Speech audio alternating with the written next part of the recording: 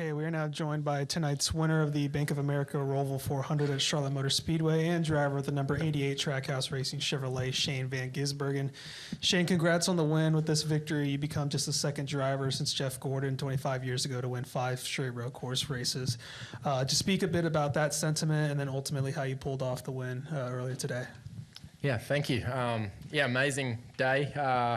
Car was just unbelievable. Yeah, I think we did a pretty good job making some tweaks from yesterday, and first 2 stages it was, pretty nice balance and able to make some gaps, and then started that 3rd stage. Kyle and Christopher were really good, and I lost the lead, lost control of the race, and just couldn't match them really. They were a bit better than me, and then whatever we did or whatever Stephen did at the pit stop, car just came alive, and yeah, the last 2 stints were just magic. Just ran them down and able to pass them and had some really good battles, pretty aggressive, but a lot of fun too.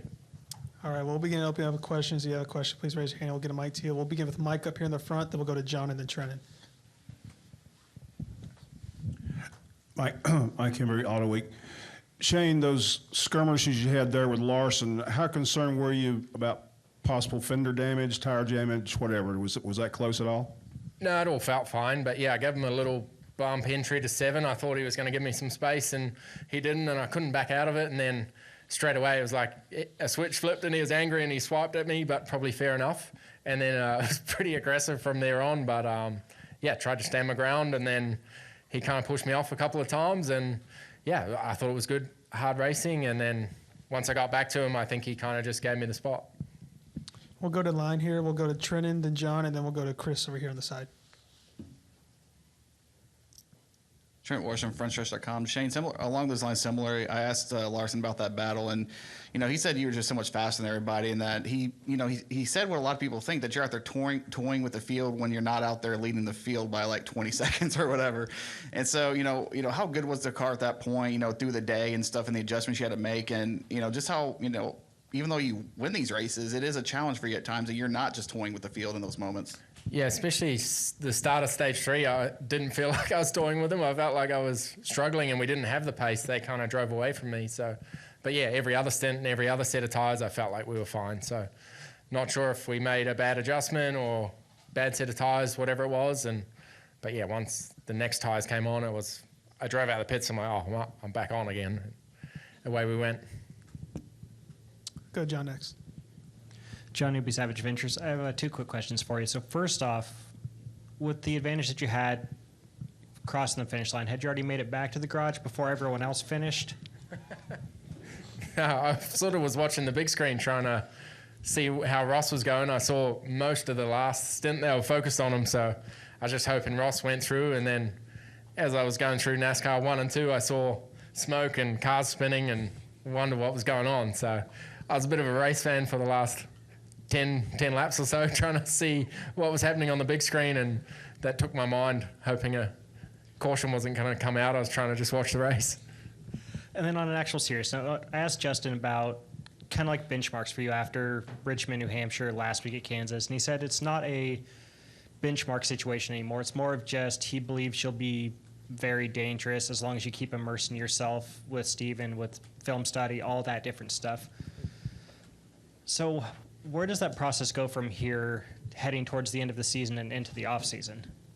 Yeah, I think it's still just time. I feel like every race weekend I'm learning something, even on a road course, but these next 3 weeks are such a contrast of track. Like all 3 tracks are very different from each other. So that's the hard part, where you got to transition from the 1.5 miles to the short track or super speedway. It's going to be a pretty crazy finish to the year. And, but yeah, I need to be better at all disciplines of what NASCAR Cup racing is. That'll help us do better in the playoffs next year. And yeah, I really think we are getting a lot better, but we needed to execute, and we didn't in the playoffs. But yeah, I think my learning curve is still pretty steep, and I feel like as a driver I'm getting more comfortable and understanding the car dynamics, the setup every week. And yeah, I feel like I'm always learning. So yeah, as long as that doesn't stop, I'll keep getting better.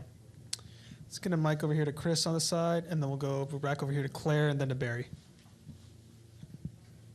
Weaver with Fox 8, WGHP High Point. Shane, the race wasn't easy. You talked about that in one of your other answers. How important is it to you to have a little adversity like that so that you have to kind of learn things about racing these other guys like Kyle and Christopher? And does that kind of adversity apply to when you go to an oval and try to run closer to the front? Yeah, like you always enjoy a battle, but you also want to win by half a minute as well, But yeah, I was having fun in that battle, and, especially it was frustrating at the start of the last stage when they passed me, but it's still enjoyable. And then, trying to understand how to be better, and I was trying to study them, see what they were doing better to me. So yeah, battling like that is a lot of fun, but you also want to win easily too. Also, a lot of times when we all post these stories online, here, there, and everywhere, we get a lot of comments and remarks from your fans around the world, fans down in New Zealand and Australia. Do you pay attention to any of that in your perusal of social media or the internet, and what do you think about all of that? Yeah, of course. It's amazing, the support. As I say, like how much people follow me over here and watch every Monday it is there, and it's amazing, the comments and support I get, and even when I've had a bad weekend, the messages are pretty cool. And yeah, I love how much people are following NASCAR now, and also, it's all kinds of disciplines around the world in motorsport. The Kiwis seem to support anyone who goes overseas. So yeah, hopefully I'm doing a good job representing the country, and it's amazing how many people in the stands and go to the merch signings that are from Australia and New Zealand coming to watch the races. So pretty cool to have them here. Go to Claire next, and then go off to the side of Barry. Congratulations, by the way. When you were racing Larson, and Larson said for a bit there he thought maybe he was going to get it. What did he do right? Like, how was it racing him? How difficult was he to race? What did he do right? And he was a little aggressive there. Yep. I think he was just really strong at the start, and the 20 was as well, but maybe my car was just weak. I struggled, and then I think it was AJ in the 16 started attacking me, so I think we were just weak at that stage. But yeah, they do very well. You can see when you drive them, they have good awareness, good car placement, and yeah, they're exceptional race drivers. They're really sharp people, and and then I guess when I got to him at the end there, he kind of gave up and just said, all right, it's time to go. And then, they came up with another strategy just in case the yellow come out. So yeah, the races here there's always something happening, but I like racing the top guys here. They're very, very good. And so when you lost the lead and he was thinking, maybe I have a chance, was there a moment you thought, maybe I'm not going to get this? Or were you like, hey, I got it, just got to be patient? Yeah, I said that the other day. Those two were going to be the fastest guys. And yeah, when they drove away from me at the start of that stage, I thought, it's just like last year when I lost the lead. The 20 and the 5 drove away into the sunset. So yeah, it was a cool feeling when I sort of matched them at the end. And then, as I said, as soon as I got the second set of tyres on in that last stage, I was like, okay, there was something wrong in the last one, and then just drove back to them, which was a pretty cool feeling as well. We'll hit Barry here, and then we'll come up to the front of Alex. Yes, Barry Richmond, WAKGP Mod Broadcasting Corporation. Shane, as you were talking about the different tracks that are coming up and gaining ground, what track do you feel like, style-wise, that you are gaining ground on? Short track, intermediate, super speedway, and then also your critique of this year, expectations, the good, the bad. Oh yeah, I think all tracks are difficult, like Vegas next week, going there and having to hold it wide open at 320 and 190 probably, whatever miles that is. It's a crazy feeling and something I'm not comfortable with. Like, it's so fast when you hook into those corners there, and then when you do it in the race around other cars, it's just, that's where I'm learning, trying to get comfortable, know where to place the car in the air, and try and understand what's happening. So it's just taking time. And Martinsville short tracks, they're getting better for me, and finally starting to get results at them too. And Martinsville, I think I did a decent result last year, and hopefully we just build on that. We had a bit of a shocker at the start of the year with wheels falling off, literally. So hopefully we can be better. And your critique of this year so far, Yep. felt good, bad? Yeah, I think it's a two sort of stories. The road courses obviously have been amazing, and then the ovals, I started the year in the 30s, genuinely, which is very average, but I feel like we've grounded out and yeah, now we're a 15th to 10th place car on most weeks. And yeah, I think how much better we've gotten is, yeah, a pretty awesome feeling. But certainly those first 10 weeks of the year was eye-opening, yeah. Go ahead, Alex. Alex Zetlow with the Charlotte Observer. Shane, what does it mean to you to be in the company after winning 5 straight road course races? What does it mean to you? How do you absorb the fact that you're in the same company as Jeff Gordon and other NASCAR legends like that? Yeah, I never care about that stuff, to be honest. It's might be a weird thing to say, but yeah, I just try and do my best. But yeah, when I retire, I guess I'll look at that stuff and be pretty stoked. But at the moment, I just want to keep doing the best I can and try and add to that stuff. Any other questions for Shane tonight? Let's go to Deb right here at the front.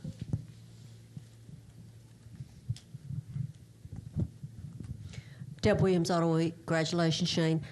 What exactly was the problem you felt with your tire? Because Steve said he wasn't concerned about it, but what did it feel like to you there?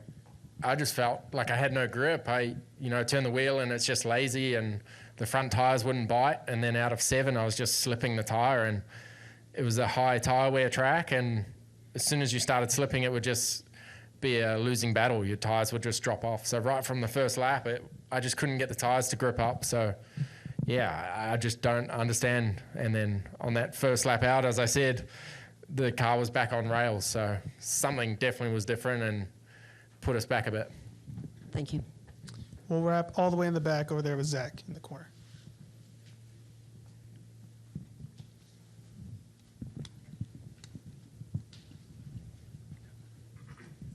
Zach Sterniolo, NASCAR.com. Shane, the tires this weekend, obviously it threw everything for a loop yesterday with just how much slower it was compared to last year, and then the fall off on top of that. What was your perspective? How much did that change what you had to do behind the wheel?